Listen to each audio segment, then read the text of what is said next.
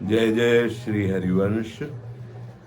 आप सबको सावधानी के लिए निवेदन करते हैं कि जब जब कहीं भी भक्ति का रंग छाता है तो माया उस रंग में विक्षेप करने की चेष्टा करती। विक्षेप तो नहीं कर सकती, व्यवधान तो नहीं कर सकती, इतने सामर्थ्य नहीं, पर भावुक जनों के मार्ग में विक्षेप डालने का प्रयास करती है। जब भक्तों का भक्ति वैभव प्रकाशित होता है, नाम कीर्तन गुण लीला गायन, और बहुत से पिपासु जन वहां शरणागत होकर भक्ति रस का आनंद लेते हैं, तो ये बलवती माया उनकी श्रद्धा पर विघ्न डालने के लिए नाना रूप धारण करती है। जो व्यक्तियों के हृदय में ईर्ष्या रूप बन करके कि कैसे इन भक्तों को परास्त किया जाए, कैसे इन भक्तों का यश नष्ट किया जाए, कैसे इन भक्तों के पास लोगों का आना बंद हो, कैसे लोगों के हृदय में इनके प्रति अश्रद्धा हो, ऐसी चेष्टाएं माया लोगों के हृदय में बैठकर द्वेष भाव करके करवाने लगती है।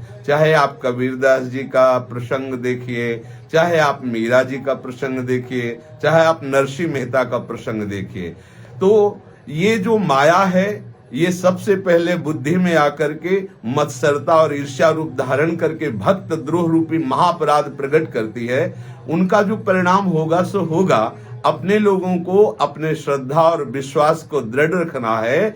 ऐसे लोगों के द्वारा किए हुए प्रचार प्रसार या गंदी भावनाएं या ऐसे लोगों के द्वारा जो दोष दृष्टि करके वर्णन की गई बातें हैं, उन पर ध्यान नहीं देना है, क्योंकि उनका ध्यान हमें अपने भक्ति में आकर्षित करना है, ना कि उनके द्वारा दिए गए मायाकृत दोषों को अपने ध्यान में रखकर भक्ति का मार्ग बाधित करना है। ये कलिकाल है, ये ऐसा रचना रचेगा, ये ऐसा प्रचार प्रसार करवाएगा कि भक्ति का ह्रास हो, भक्ति रहित हृदय हो और व्यभिचार, पाखंड, नाटक इसकी बढ़ोतरी हो। इसलिए सबसे प्रार्थना है कि ऐसे लोगों की भावनाओं का किंचन मात्र ना श्रवण करें, ना मन में विचार करें, ना आदर करें, क्योंकि ऐसी भावनाओं से सतमार्ग नष्ट होता है। स्वयं तो सतमार्ग में चल नहीं सकते, पर सतमार्ग में चलने वालों के प्रति ये नाना प्रकार की कटु व्यवहार, प्रतिकूलता का व्यवहार, दोष दृष्टि का व्यवहार करते हैं और ऐसी बातें और ऐसी रचना करते हैं